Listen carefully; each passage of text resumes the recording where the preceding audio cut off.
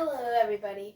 Today on Micah's Library, we're going to be continuing with Around the World in 80 Days, made by Jules Verne. We're going to go ahead and continue where we left off in Chapter 8. Passepartout talks too much to Fix. Detective Fix joined Passepartout outside the consulate and began a conversation. Well, how do you like Suez? We're traveling so fast I can hardly remember where we are. This is Suez, a city in Egypt. That means we are on the continent of Africa, said Passepartout. I never thought that my master and I would travel further than Paris. I would have loved to stay in Paris, but we just whizzed through. You must be in a great hurry. I'm not, but my master is. We didn't even pack suitcases, only a carpet bag. I have to buy some clothes here. Fix was surprised and excited by these remarks. He assured the servant that there was plenty of time to go to a men's store. It's only 12 o'clock, said Passepartout. It is only 8 minutes before 10. Your watch is slow, said Fix. That's impossible. Then it must be set for London time, which is 2 hours behind that of Suez. You should reset your watch when you travel to other countries. Reset my watch? Never. It won't agree with the sun if you don't reset it. Too bad for the sun, declared the servant, putting the watch in his pocket.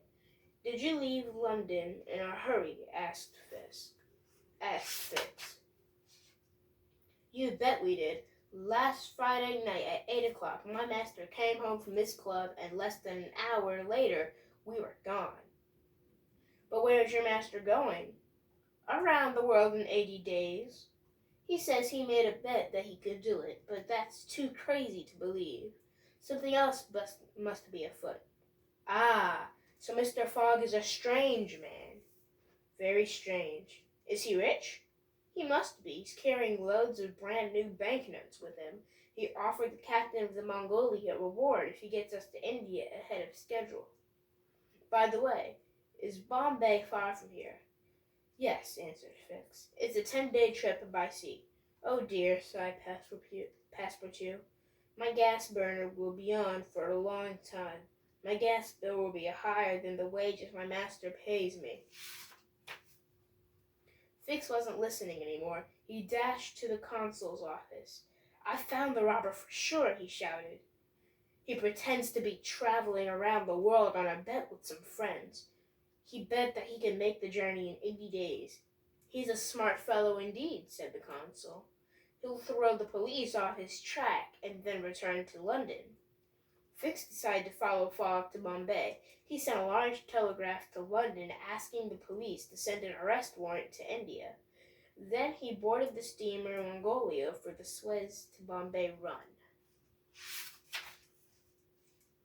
Chapter 9. On the way to India. The steamer made good time across the Red Sea and the Indian Ocean. Phileas Fogg occupied himself with 4 hearty meals each day, and of course with whist. Passepartout went up on deck and met Detective Fix. Ah, what a pleasant surprise to see you again, said the servant. Where are you traveling to? To Bombay. I work for an English company there, answered Fix, taking care not to reveal the true nature of his mission. Well, I hope to see the sights in India, said Passepartout. To spend one's time running from one train or boat to another is stupid. Not to mention talk of going around the world in 80 days. Maybe your master is going to perform some secret mission during this trip, said Fix, hoping to get some more information about Fogg's plans. If so, I know nothing about it, Passepartout replied. The Mongolia stopped at Aden, in Arabia, to take on coal, and on October 20th, 2 days ahead of schedule, it sailed into Bombay. Phileas Fogg gave the captain a handsome reward for giving him those 2 extra days. They were sure needed to make up for the time lost later in the journey. Chapter 10. Passepartout leaves his shoes behind. Phileas Fogg and Passepartout got off the steamer at 4 o'clock. In 4 hours, the train would leave Bombay on the west coast of India for Calcutta in the northeast. Caring nothing for the sights of India, Fogg went directly to the consulate for a visa and then to the railroad station for dinner. Detective Fix went to the police station, but the arrest warrant for the bank robber had not arrived. Passepartout bought shirts and socks for his master. Then he wandered into a beautiful Indian temple, or pagoda. He didn't know that visitors were supposed to leave their shoes at the entrances of pagodas. No sooner had he entered the building than 3 Indian priests knocked him down, tore off his shoes, and beat him with their fists. Passepartout leaped onto his feet, knocked over 2 of his attackers, and fled to escape the third. At 5 minutes before 8, the servant Shoeless dashed into the railroad station and told Mr. Phileas Fogg what had happened. Fix, hiding nearby, overheard the conversation. Ah, thought the detective, Passepartout has committed a crime in India. That should make it easier for me to arrest his master. Fogg must be held responsible for his servant's actions. So they're trying to hold him responsible for an action someone else did. Still. Chapter 11. A Long Ride on an Elephant. As the train left the station, Phileas Fogg noticed that Sir Francis Cromarty, one of his whist partners from the steamer Mongolia, was aboard Sir Francis. An English army officer spent most of his time in India and knew the country as well as an Indian. Fogg, however, wasn't interested in learning more about India. He was too busy figuring out how many days and hours of his round-the-world trip had gone by. See those mountains, said Sir Francis. A few years ago, we would have met such a long delay here that you would have lost your bet. The railroad used to stop here, but then the passengers would have to cross the mountains on horses. That wouldn't have ruined my travel plans at all, snapped Phileas Fogg. I knew there would be certain problems. Indeed, you may still run into trouble all over your servant's behavior at the pagoda. The government protects Indian religions and customs very strictly. At 8 o'clock, the train stopped, and the conductor ordered all the passengers to get off. They were in the middle of a forest.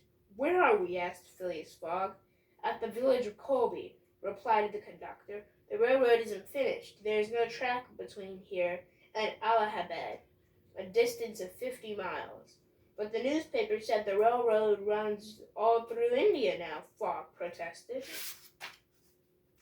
The papers made a mistake. Why then do you sell tickets from Bombay to Calcutta, with the understanding that passengers will find their own way of getting from Colby to Allahabad? This is a terrible delay for you, Mr. Fogg, said Sir Francis. It's okay. I'm 2 days ahead of schedule. Today is October 22nd. A steamer leaves Calcutta for Hong Kong on October 25th. We'll reach Calcutta by then. Fogg saw a man with an elephant and decided to buy it at any cost for the trip to Calcutta. The owner didn't want to sell the animal, but finally accepted £2,000. Fogg then hired a young man from the Parsi caste or class of India to serve as an elephant driver and guide. So he hired a man and purchased an elephant because his train told him an untruth about where they were going, because the paper said one thing, but the railroad did another. It's pretty interesting. In these chapters we read, we know that Fix is still hot on the tail of Phileas Fogg and Passepartout and is continuously stalking them throughout their journey. The only vocabulary word from today's reading is the word consulate. A consulate is a building or place where a consul's work is done, where his job is performed, his or her job. Hope you guys enjoyed today's reading, and you had an excellent time listening to me read Around the World in 80 Days by Jules Verne. Please like, subscribe, and share with friends who love a great story. Thank you for stopping by on Micah's Library.